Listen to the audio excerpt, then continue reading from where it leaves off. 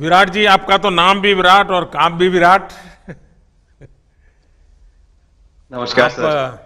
Dubai में से आज समय निकाला और वहाँ तो ये खेल आपका बड़ा तनावपूर्ण रहता है। उसमें भी आपने और अपनी भागदौड़ भरी जिंदगी में अभी जो फिटनेस रूटीन फॉलो करते हैं, मैं जरूर चाहूंगा, देश भी जानना चाहेगा, क्योंकि नौजवान आपको आपकी हर गतिविधि को देखता है, ये आपको कैसे मदद करता है। पहली बात तो बहुत बहुत धन्यवाद सर, यहाँ पे हम सबको बुलाने के लिए। सब लोगों ने फिट इंडिया मूवमेंट के बारे में बात करी और इसके फायदे, इसके लाभ हमको रोज अपनी डेली लाइफ में किसी ना किसी तरीके से दिखते हैं। सबने अपने एक्सपीरियंसेस बताए।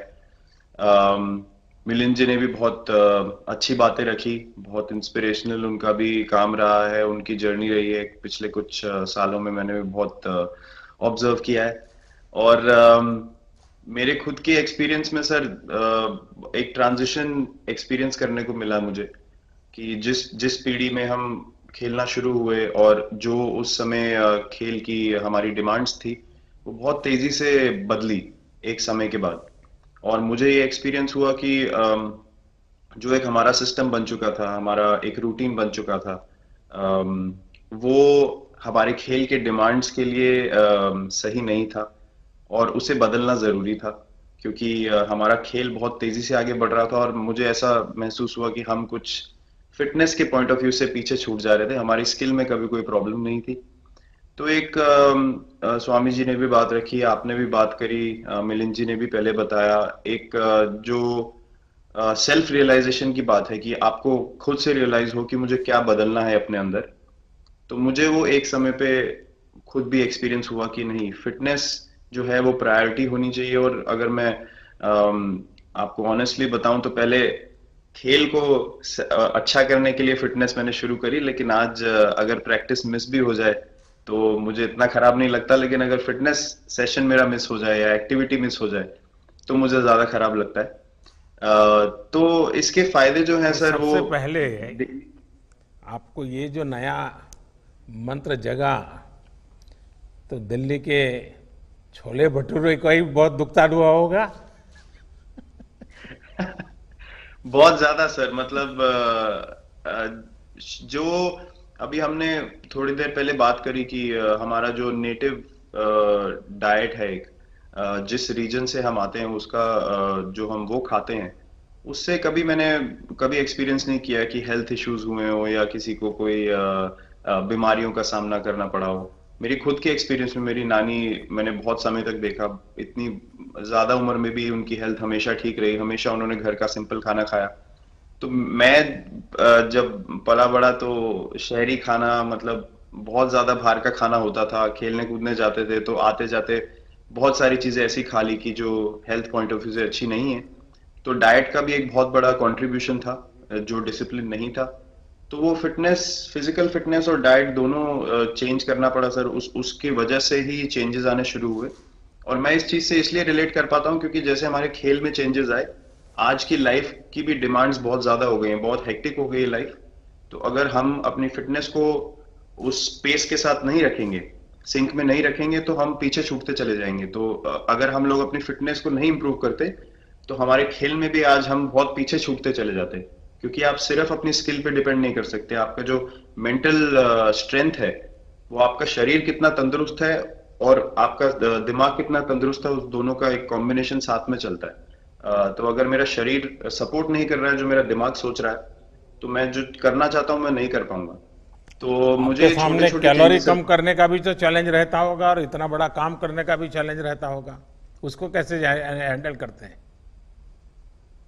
सर मैंने अभी जो अपने अनुभव में मैंने ये चीज एक्सपीरियंस करी है, वो ये है कि खाने के बीच में समय देना बहुत जरूरी है।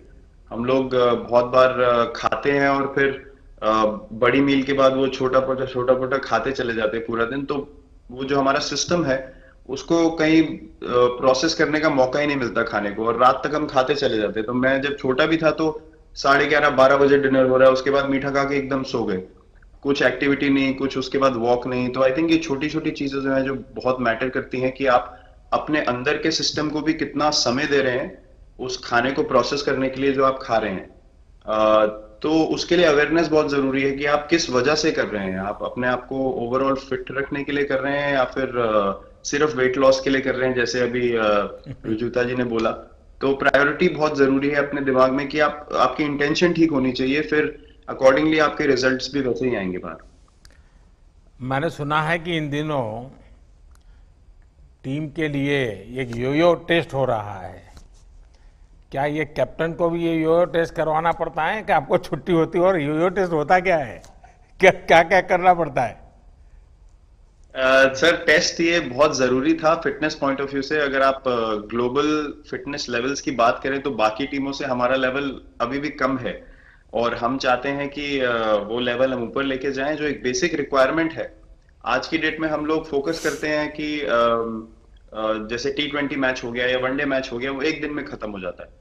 लेकिन अगर हम टेस्ट मैच की बात करें जो 5 दिन आपको खेलना है, हर शाम को आपको वापस जाना है, अगले दिन फ्रेश आना है, तो उस पॉइंट ऑफ व्यू से ये फिटनेस जो स्टैंडर्ड था वो बहुत जरूरी था। और मैं सबसे पहले मैं ही जाके भागता हूँ, और ये कंडीशन है कि अगर मैं भी फेल हो जाऊंगा तो सिलेक्शन के लिए मैं भी अवेलेबल नहीं हूँ।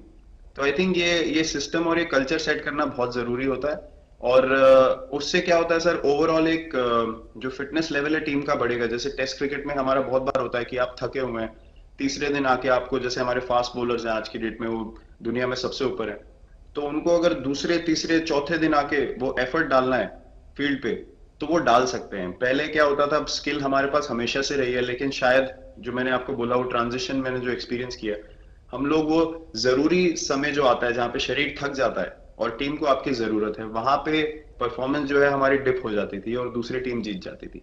आज की डेट में हमारी फिटनेस की वजह से हम वो जरूरी समय में उस चीज को कैपिटलाइज कर पा रहे हैं और हमारे रिजल्ट्स उसी तरीके से आ रहे हैं। तो एक एक sir benchmark I think elite sports में होना जरूरी है, उससे एक फिटनेस विराट कल्चर जी, बना। मैं देख रहा हूं कि आपका टाइम मैनेजमेंट तो है ही है, लेकिन फिर भी आपकी एक्टिविटी इतनी नजर आती है ना, मैं भी कभी कभी फॉलो करता हूं। कभी थकान नहीं लगती क्या आपको? सर, थकान, अगर मैं ऑनेस्टली आपको बोलूं, थकान हर किसी को होती है। अगर आप फिजिकल एफर्ट करेंगे तो थकान होगी, लेकिन अगर आपका लाइफस्टाइल अच्छा है, अगर आप खा अच्छा रहे हैं, अगर आप फिटनेस रेगुलरली कर रहे हैं, आपकी रिकवरी अच्छी है, तो आपकी स्लीप अच्छी है, स्लीप पैटर्न्स अच्छे हैं, तो आपकी रिकवरी तेज होगी। तो अगर मैं थक रहा हूं और 1 मिनट में मैं दोबारा रेडी हो जा रहा हूं, तो वो मेरा प्लस पॉइंट है। तो आई थिंक वो मैंने एक चीज एक्सपीरियंस करी जो बहुत जरूरी हो जाती है। आपका ओवरऑल लाइफस्टाइल कैसा है उसके ऊपर बहुत डिपेंड करता है। विराट जी, बहुत अच्छा लगा मुझे, और मैं आपको, अनुष्का जी को और आपके दोनों के परिवार को निकट भविष्य की शुभ घड़ी के लिए बहुत बहुत शुभकामनाएं देता हूं। धन्यवाद sir, thank you so much.